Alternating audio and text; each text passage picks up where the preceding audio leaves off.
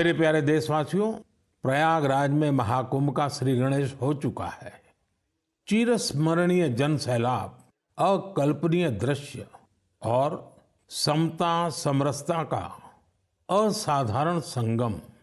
इस बार कुंभ में कई दिव्य योग भी बन रहे हैं। कुंभ का ये उत्सव विविधता में एकता का उत्सव मनाता है। संगम की रेती पर पूरे भारत के, पूरे विश्व के लोग जुड़ते हैं। हजारों वर्षों से चली आ रही इस परंपरा में कहीं भी कोई भेदभाव नहीं, जातिवाद नहीं। इसमें भारत के दक्षिण से लोग आते हैं, भारत के पूर्व और पश्चिम से लोग आते हैं। कुंभ में गरीब अमीर सब एक हो जाते हैं। सब लोग संगम में डुबकी लगाते हैं, एक साथ भंडारों में भोजन करते हैं, प्रसाद लेते हैं। तभी तो कुंभ एकता का महाकुंभ है। कुंभ का आयोजन हमें ये भी बताता है कि कैसे हमारी परंपराएं पूरे भारत को एक सूत्र में बांधती हैं। उत्तर से दक्षिण तक मान्यताओं को मानने के तरीके एक जैसे ही हैं। एक तरफ प्रयागराज, उज्जैन, नासिक और हरिद्वार में कुंभ का आयोजन होता है, वैसे ही दक्षिण भूभाग में गोदावरी, कृष्णा, नर्मदा और कावेरी नदी के तटों पर पुष्करम होते हैं। ये दोनों ही पर्व हमारी पवित्र नदियों से, उनकी मान्यताओं से जुड़े हुए हैं। इसी तरह कुंभकोणम से तिरुक्कड़ियूर, कुड़वासल से तिरुचेरै अनेक ऐसे मंदिर हैं जिनकी परंपराएं कुंभ से जुड़ी हुई हैं। साथियों, इस बार आप सब ने देखा होगा कि कुंभ में युवाओं की भागीदारी बहुत व्यापक रूप में नजर आती है।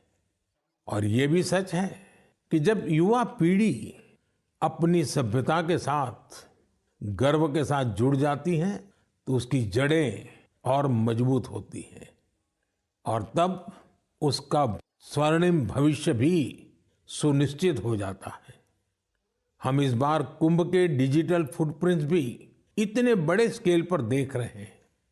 कुंभ की ये वैश्विक लोकप्रियता हर भारतीय के लिए गर्व की बात है। साथियों, कुछ दिन पहले ही पश्चिम बंगाल में गंगा सागर मेले का भी विहंगम आयोजन हुआ है। संक्रांति के पावन अवसर पर इस मेले में पूरी दुनिया से आए लाखों श्रद्धालुओं ने डुबकी लगाई है।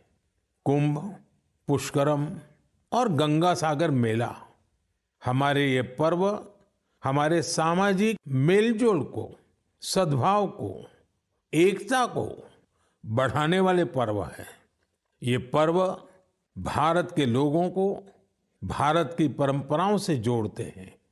और जैसे हमारे शास्त्रों ने संसार में धर्म, अर्थ, काम, मोक्ष चारों पर बल दिया है, वैसे ही हमारे पर्वों और परंपराएं भी आध्यात्मिक, सामाजिक, सांस्कृतिक और आर्थिक हर पक्ष को भी सशक्त करते हैं।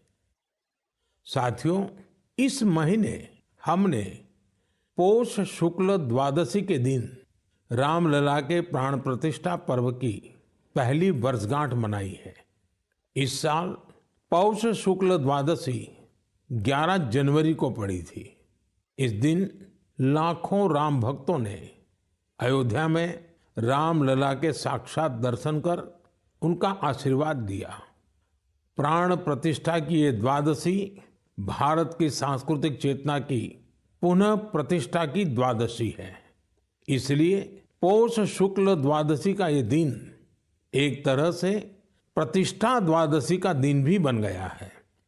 हमें विकास के रास्ते पर चलते हुए ऐसे ही अपनी विरासत को भी सहेजना है, उनसे प्रेरणा लेते हुए आगे बढ़ना है।